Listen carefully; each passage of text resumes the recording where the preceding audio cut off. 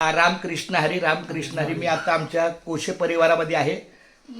आमचा हा दिसत रामकृष्ण हरी.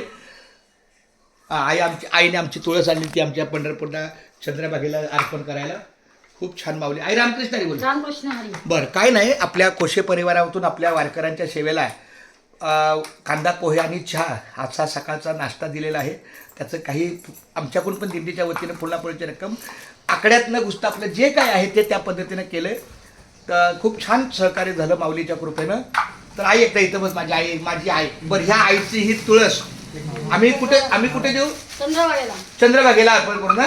पण ती दशमीला एकादशीला जाणार ही जी आम्ही जेव्हा एकादशीच्या दिवशी आम्ही त्याला आपण काय म्हणतो, महाप्रदक्षिणा.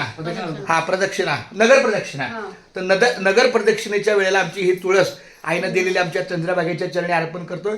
आणि झालेली सेवा माऊलीच्या चरणी अर्पण करून काही समजा काही चुकलं असलं तरी रामकृष्ण हरी, काही कमी असतं पडलं तरी रामकृष्ण हरी, काही ते लिमिट कमी पडलं रामकृष्ण हरी. सगळ्यावर एकच उपाय आहे, रामकृष्ण हरी विठ्ठल केशवा गोविंद माधवा.